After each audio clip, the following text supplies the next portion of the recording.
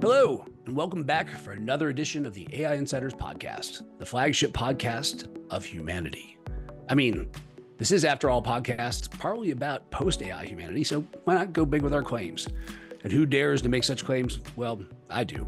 I'm Adam Russell, the director of the AI division at the University of Southern California's Information Sciences Institute, and your continuing host for the AI Insiders, the podcast where we seek to get a better understanding of the humans working in AI and thereby aim to demystify this really complex field and shed some light on its potential to transform our world, ideally for the better.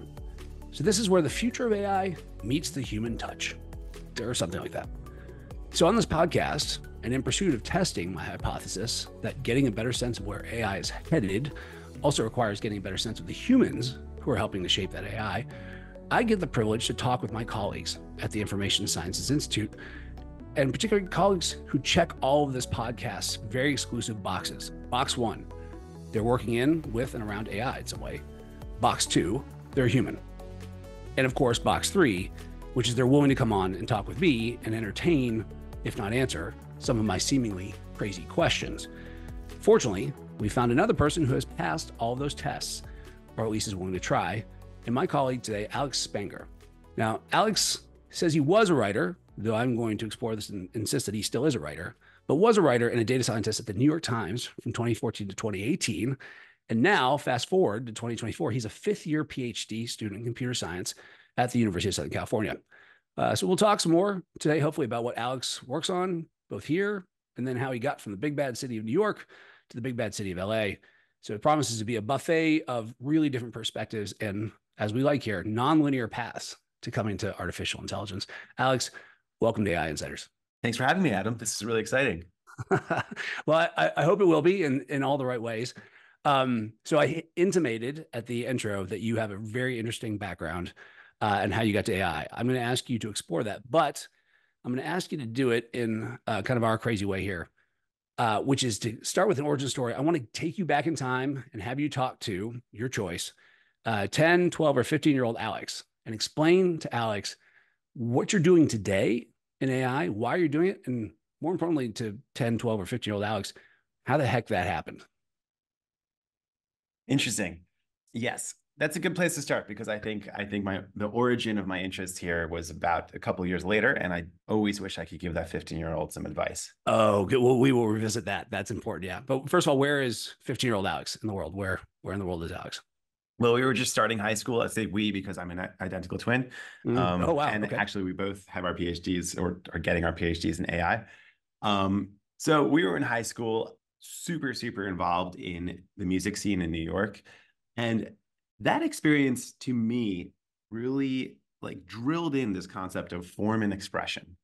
When you're communicating a musical idea, you don't have words and semantics. So you don't have this web that we sometimes get lost in when we're chatting or talking or writing. All you have is form and structure. If you drill that into your head, you begin to see the form and the structure in all human activity. So I was really involved in this. And it was only a couple of years later that I was talking with a very good mentor of mine. His name is Bob Neer. He was a postdoc at Columbia at the time, writing a book on napalm, history of napalm in the Vietnamese War. And I can really remember this conversation to this day. He told me that in his undergrad, the most meaningful and important thing he did was get involved in the school newspaper. And this gave him a voice as a student, a way to communicate to the administration, to hold the administration accountable, to bring information to his peers and educate his peers. This made such a big impact in me that I immediately went and joined my school newspaper. And I just set my sights on journalism. I mean, this was 2013, 2014. So some of the early AI models had been emerging, but the field wasn't what it was today. What, panicked and on fire? Exactly. Sorry, that's not fair. But yeah, no, I think everybody appreciates that. Yeah, there's tremendous transformation, disruption happening. Yeah. Absolutely. So we didn't think about it as foundational to the future of human communication, human interaction. You know, it might seem obvious in retrospect, but it just wasn't the center of our consciousness in the same way.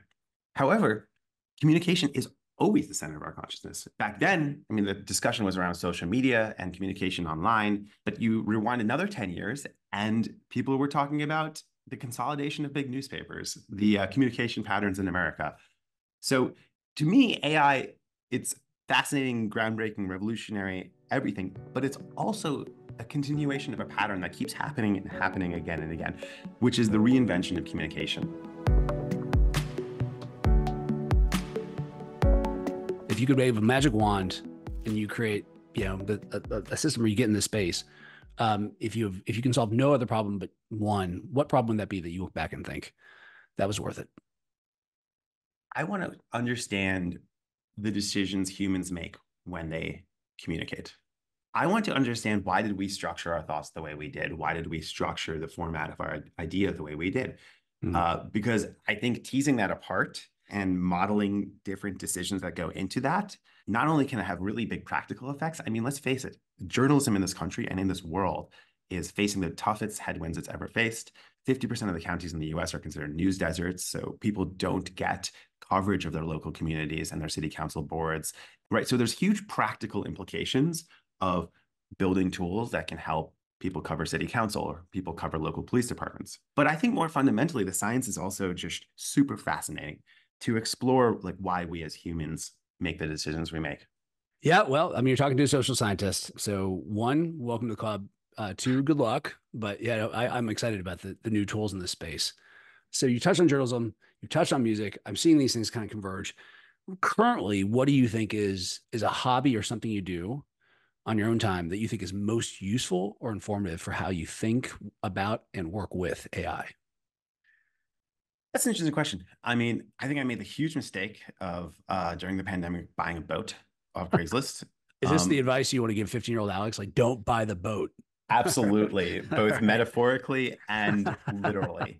But I think approaching an engineering system in real life is in many ways the same as what we do every day. And it really grounds you in the literal. So when I look at kind of the electrical system on the boat and the way it's falling apart and rusted and sparks are coming out, I have to get into the physical really quickly, diagnose these physical systems, think about these physical systems. We make this mistake thinking about AI, about it as some kind of metaphysical cloud kind of thing. I mean, all of our language pushes us towards that direction.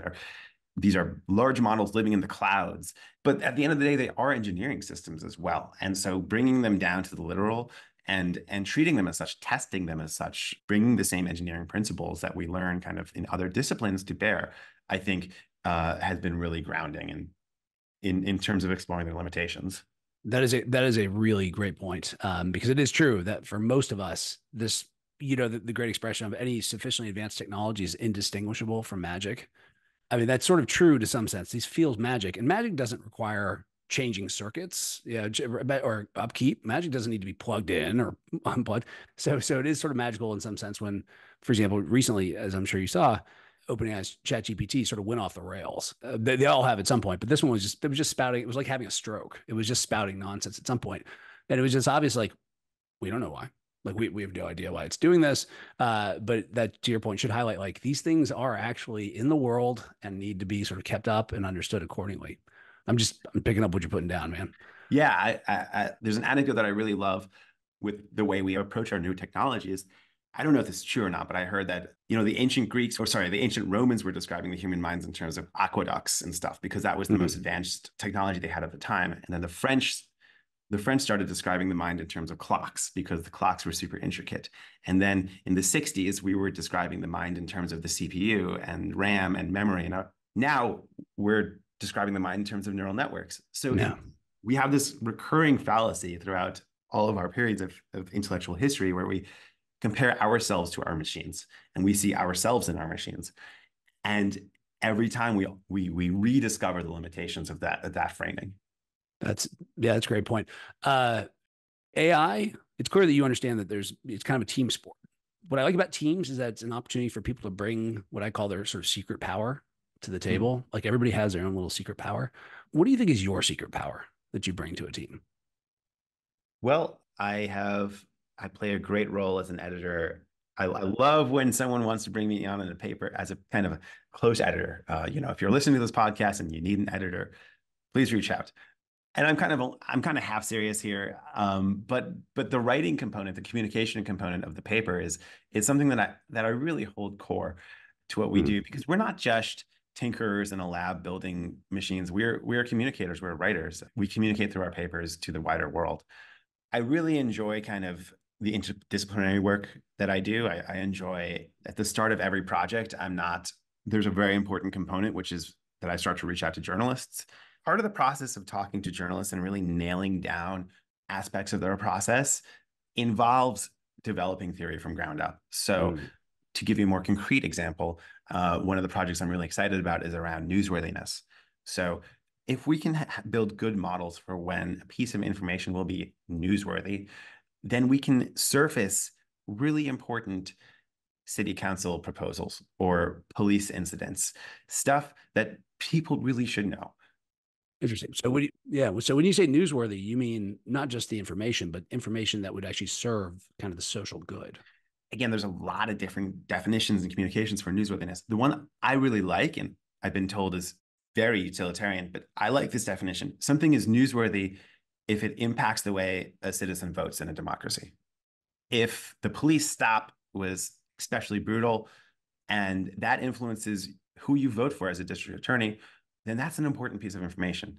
Mm. If the information about the school tax is going to inform your next attendance at the school board meeting and your participation in that process, like that's a really important piece of information. And when we dig into this, humans have some really great intuition around this. We have some what's called a news nose that you can develop and kind of feel that something's going to be important, but we don't really know why. Any given piece of information is really hard to say why, because it's a very complicated question. So the process as a computer scientist of going in and trying to model this question involves like a really interesting exploration of the theory behind it and the reasons why journalists select the stories that they select. Yeah, that's really interesting. It's not that computer science doesn't have a theory, which may be true, but your point is computer science forces you almost to come up with theories of how am I going to how am I going to translate this into something where computer science can help me sort of get ground or get traction on a problem. Wow. Okay. So you're really interested in editing, or at least you enjoy it. There are people who believe that like things like editing will be ultimately replaced by AI, that we will have AI that's better than we are at editing kinds of things. I'm not prepared to go that far, but I'm going to use it as an example of how like we really don't know what the next 5 to 10 years is going to look like, much past that. For you, given this inflection point, is there someone either living or dead that if you could have sort of dinner with this person and ask them questions about like how should I think about where we are right now, like what words of wisdom do you have in these turbulent times in the next 5 to 10 years? Who would that person be and why? Hmm. When I think about some of my greatest heroes, the traits they share in common are humility, awareness of their own faults, and then a strong sense of the question, why? Why do we do this?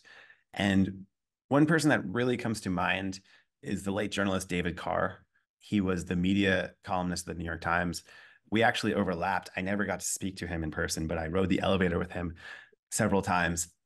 The reason why he was such a hero was he had the most articulate vision in my mind for what the new communication landscape might look like, what the purpose of communication or journalism even was in the modern age, and how young people could play a role in it, and how young people were not excluded from the process, but really reinventing our way of communicating with each other.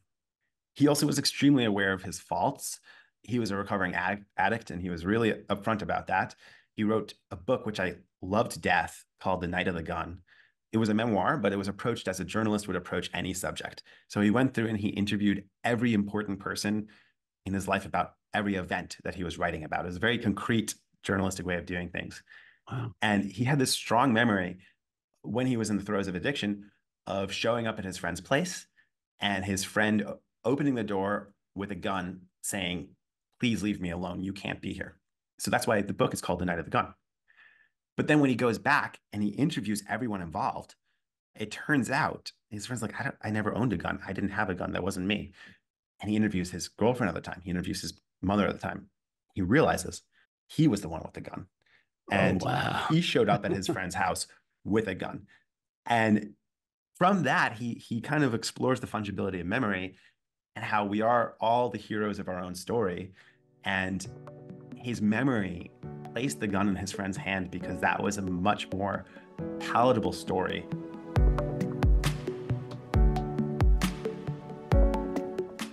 So I assume you're relatively familiar with some of the big names in AI. If you could ask any one of them a question right now, who would it be and what would you ask them? Obviously, everyone complains about AI being not open source these days and us having not much awareness into how these models are being trained. I think most importantly, the closed source nature of what are called these preference data sets is what really troubles me from an ethics perspective.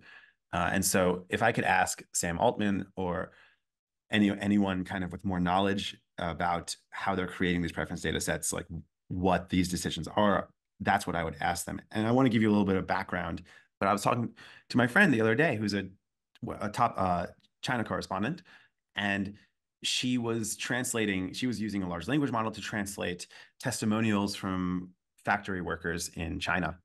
And she said, well, my Mandarin's not good enough that I could really just listen to these videos. So I had to rely on these translation models. Now, we don't know. These workers may have had very inflammatory language, very anti-capitalist language, very robust language.